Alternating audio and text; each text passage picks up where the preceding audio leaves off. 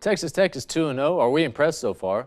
Is the Big 12 in for a down year? And should Odell Beckham Jr. get paid the big bucks? Find out next. MCTV Sports 101 starts now.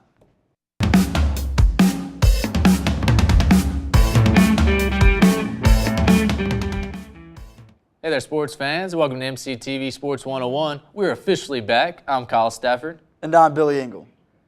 The Red Raider football team is off to a 2-0 start after a late touchdown run from Dylan Cantrell lifted the team over Arizona State 52-45. Billy, have you liked what you've seen from Tech so far?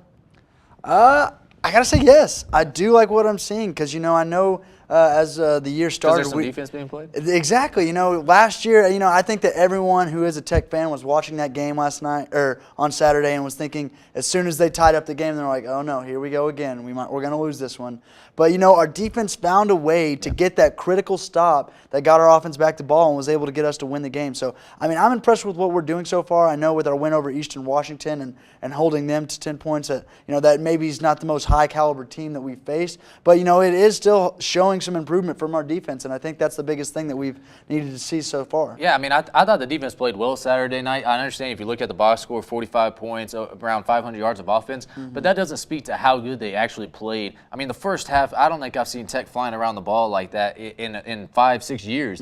They were all over the place up front, Thomas and Washington, Tony Jones as well. I really liked what I saw. The only problem is it's the consistency. I thought in the first half, I was like, okay, we're seeing the consistency for Texas Tech. Maybe this is the year that Texas Tech actually gets back on track. And then you let them come back in the second half. 3 and outs offensively. I understand that happens, but it's just, and there were some things that just happened to fall Arizona State's way. It was great defense, I thought overall, just better plays offensively. And the one thing that stuck out to me is the penalties, and the referee on the one drive, 4 penalties on one drive. It almost completely changed the entire momentum of the game back into Arizona State's favor, and they ended up taking that into halftime. And another thing I noticed, what are the halftime adjustments though? Yeah, exactly. We come out, we score that one touchdown at the beginning drive. Arizona State made the adjustments. Tech kind of was like, oh, we have the game locked up. We'll just relax a little bit. They came out and scored 4 straight possessions. And we had no answer for it. Yeah. They seemed to come out and figure out Shimonek's offense and the way that they're going to check down.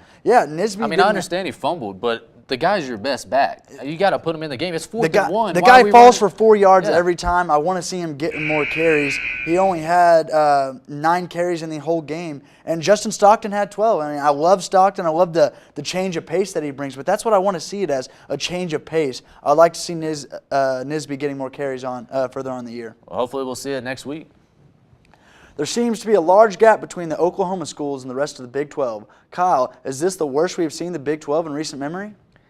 I think it's too early to tell. Yeah. I think what we've seen from Oklahoma, they're really good. Yeah, they're the best that we've seen in the Big 12 in quite a while. Now, I understand Ohio State might be down a little bit, but that was a dominating win. I don't think I've ever been that impressed with Baker Mayfield. At Ohio State, too, so that's not an easy game to win. And Oklahoma State, have they played very many people? Probably not, but they look the way they're handling these teams, it makes you think that they've got something there. Yeah, TCU won on the road at Arkansas, but are they really back? I think I'm not a fan of Kenny Hill. I think you got to see more from him. So I'm questioning on them. But yeah, if you'd have told me that today that Texas Tech would be number 4 in the conference and Iowa State would be followed at number 5, I don't know. I don't know if I would have followed that. No, I don't think so. And like you said, I think it is a little bit too early to tell. And I think just because we're not seeing, used to seeing these big teams like Baylor having such a falling off year. 0-3, hasn't won a game yet. Liberty. Then you got Texas, 1-2 on the year. They're not doing very well. And then West Virginia that upset though at USC. But they played well, and I think with their move to Etling, that's definitely the future of them. Or that's Elsinger. Excuse me.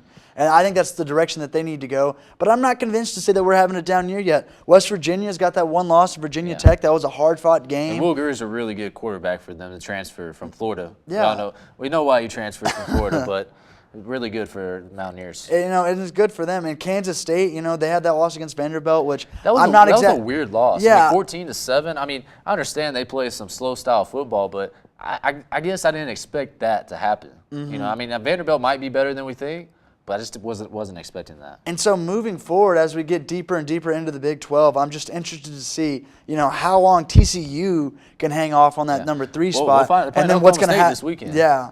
And then we got Oklahoma and Oklahoma State. Like, which one of those teams are going to come out? And Mason Rudolph has been playing phenomenally, and they're putting up numbers and in large amounts. It's just hard to see that one of these teams, a Big 12 defense, is going to be able to stop these teams. Would you say Oklahoma or Oklahoma State is clearly the favorite?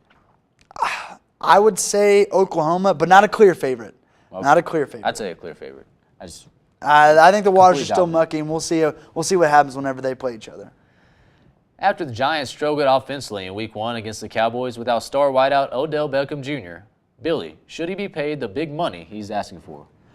Yes. You got to pay the man. He's trying to get Antonio Brown money and even more money than that. Yeah, but he wants to be paid the highest paid player in the league. And he might have a right to deserve that. I mean, right now, The highest paid player? We're talking about. I know It's mostly quarterbacks. quarterback is the highest paid position in the league. We know this, and I understand why that is so. But whenever you look at the dynamics that Odell Beckham brings, I'm scared because I got to be in the same division with him as the Cowboys, and I hope that someone else can sign him to a long-term deal. But you can't deny it. When the man's on the field, he makes plays, and not just receptions where he gets catches. He catches the ball and he runs for touchdowns, and you don't see that very often with other players in the league. My thing is, though, the wide receiver position is something. I'm not saying you can replace the talent of Odell Beckham, but you can replace the production of a receiver. Now, there's once in a generation talents, and he's probably once in a generation.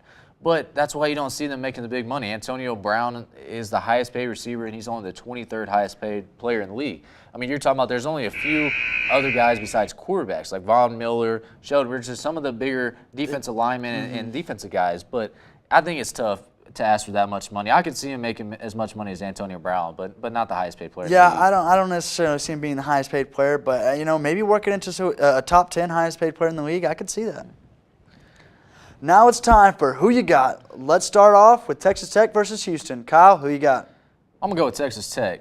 I think that the defense has shown me enough that I think that they can go on the road, and if they fly around, I think David Gibbs maybe might have a little something to prove too, going back to where he used to coach at. I think this team needs to make a statement, though, because you play with Oklahoma State the next week. You need to make a statement. I'm going to go with Texas Tech. It might be a homer, but I think Texas Tech can pull out that win. Yeah, I think I'm going to go with Texas Tech as well. Houston's not the team that they were last year, and with the improvement from our defense. Ed Oliver, though, still on that front line is going to give them nightmares all week. I'm not saying that it's not going to be a hard-fought battle, especially being in Houston. But, like I said, with the improvements on that defensive line mainly, it's just being able to try and get a pass rush. It's really going to help us, so I'm going to go Texas Tech. TCU hits the road to take on Oklahoma State. Billy, who you got? I got Oklahoma State all the way. As you said previously, you're not too impressed with Kenny Hill.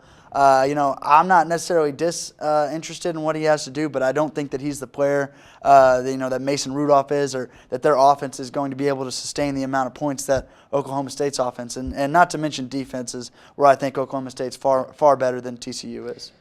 Close, but I think I'll go with Oklahoma State. I wouldn't be surprised if TCU went on the road and won that game because it is Gary Patterson.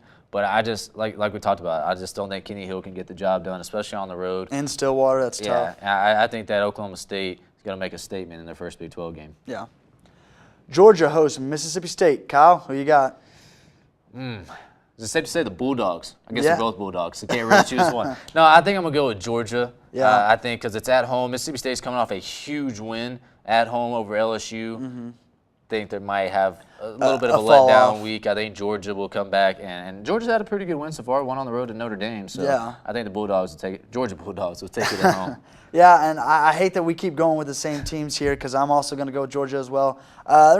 Jake Fromm, the quarterback for Georgia, he steps in to replace the starter for Georgia. Comes in, he plays well, 4-star recruit. So I think he's got the ability, and hopefully we'll see him get it done.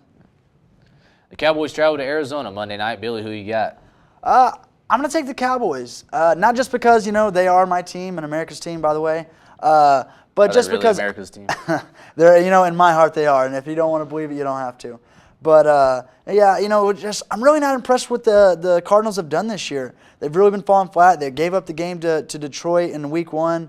And so, they just really haven't been. Carson Palmer is just really fallen off a cliff here lately. He's missing throws, not very accurate. His decision-making has been questionable at best. So I'm going to go ahead and take the Cowboys, not so because I'm so hyped on the Cowboys, but how much I am not confident in the Cardinals. I'm going to go with the Cardinals. I think that the defense is good enough to get the job done. The Cowboys really struggled offensively this past weekend. So I'm going to go with the Arizona Cardinals. Well, that's our show for this week's edition of MCTV Sports 101. Join us next week for the latest big-name stories in sports. I'm Kyle Stafford. And I'm Billy Ingle. Till next time.